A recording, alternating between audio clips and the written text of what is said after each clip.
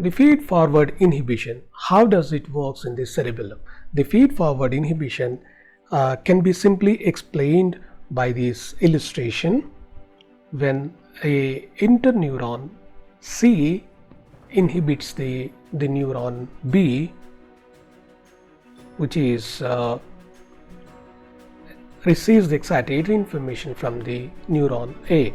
So this is the simple illustration how the feed-forward inhibition executes in the cerebellum.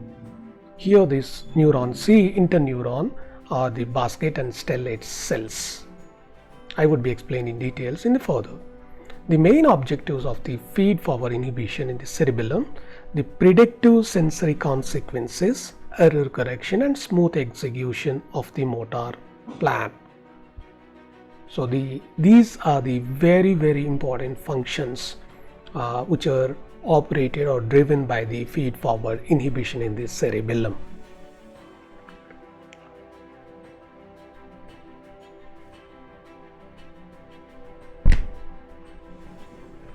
The feed-forward inhibition can be seen elsewhere of the brain. The areas are the limbic cortex, thalamus, and neocortex, of course finally cerebellum. So these are the particular areas where we can find the feed-forward inhibition nature of the neuronal control. And the cerebellum neuronal networks are arranged in the three layers from out to inwards: the outer molecular layer, middle Purkinje layer, and inner granular layer. So these are the main layers, three layers, where these cells are arranged in the particular rows. So we have the Purkinje cells are the major cells or principal output cells, or the bigger cells in the cerebellum present in the Purkinje layer, and we have granular cells or granule cells having the afferent axon, and they give off the axon as the parallel fibers which arrange the parallel manner in the molecular layer. So these are the granular cells or granule cells which are excitatory in nature with the parallel fibers. These parallel fibers having the innervation with the almost all cells in the three layers, and we have different cells known as Golgi cells, which are inhibitory in nature. In fact, these cells receives the excitatory information or input from the parallel fibers of the granule cells, in turn inhibits the granule cells. The only granule cells which are excitatory in nature in the granular layer apart from all cells. And however, the rest of these cells in the granular layer are inhibitory in nature. So we have a deep cerebellar nuclei present in the granular layer, receives the information from the two inputs. One is the Mosaic fibers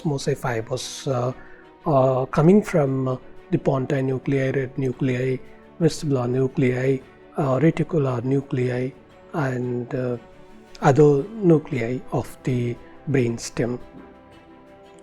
And these Mosaic fibers apparently innervates with the deep cerebellar nuclei and other cells in the granular layer. And another input coming from the inferior olivary nuclei as a climbing fibers. Arising from the inferior olivary nuclei, so these fibers are known as the climbing fibers. These fibers essentially having the extensive innervation with the dendrites of the Purkinje cells. Of course, these climbing cells too excitatory in nature. So the two inputs, Mosaic fibers as well as climbing fibers, are excitatory in nature, having the innervation with almost all cells And we have the stellate cells and basket cells are very important cells, are inhibitory in nature, particularly targets the Purkinje cells or principal cells output. So these small cells present in the molecular layer of the cerebellum. These basket and stellate cells regulates the output, temporal regulation of the action potentials of the Purkinje cells output, because these Purkinje cells are final output cells in the cerebellum. As I mentioned earlier, the molecular layer consisting of the basket stellate cells and the parallel fibers of the granule cells. The cell bodies of the Purkinje cells are principal cells located in the Purkinje layer, and rest of cells, granule cells, Golgi cells and other cells which are not shown here, and the cerebellar nuclei locates in the granular layer of the cerebellum. And now the final output of the cerebellar activity comes via the deep cerebellar nuclei, and this output goes back to the motor cortex and association motor cortices and the inferior olivary nuclei. The main aim of the feed forward inhibition, as I mentioned here, the number one is excitatory. The neuron of the granule cells excites the stellates and basket cells. In turn, the stellate basket cells inhibits the Purkinje cell output via disynaptic inhibition. Disynaptic inhibition is a very unique inhibition, works in the feed forward inhibition, which provides minimal window of time for supra threshold excitation of the Purkinje cells. And in single sentence, we can say the main role of the feed forward inhibition in the cerebellum, it learns to associate the motor commands with the novel sensory consequences. Learning the new motor commands, motor events basis on the sensory information receives from the body. And let us see how the cerebellum exactly learns the new motor events basis on the sensory information via feed forward inhibition. So this is ABC is a subsequent events of the motor plan. Initial motor plan receives from the motor cortex via the pontine nuclei as a Mosaic fibers. Indeed, the cerebellum has the learned copy, the learned memory of the plan present in the corticonuclear microcircuits, and the initial motor plan eventually matches with this learned memory of existing copy, and finally it predicts the sensory consequences of the motor execution, which is plotted as a plan, new plan basis on the learned memory in the cortico-microcellular complex of the cerebellum. Eventually, this final copy or plotted or predicted copy sends back to the motor cortex via ventropostrital thalamus, and this final copy, once it received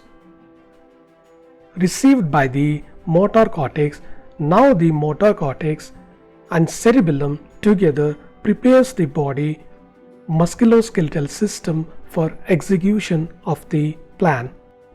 Now the cerebellum is executing the planned copy of A, B, C, D, E, F. The other hand, the cerebellum receiving the sensory consequences, the actual sensory consequences while executing the motor plan via inferior olivary nuclei. Once this copy is again matching with the planned copy, the actual sensory information is then matched with the planned copy. If it is okay, then it say go ahead to the motor cortex. And if the actual sensor information copy is not matching, then the feed forward inhibition comes into the play again and corrects the error of the sensory consequences of motor execution. So this is called the feed forward inhibition, exactly and precisely executes the motor plan which is planned. This entire correction mechanism of novel sensory consequences in order to learn the motor events known as feed forward inhibition, which are highly regulated by the stellate and basket cells present in the molecular layer of the cerebellar cortex.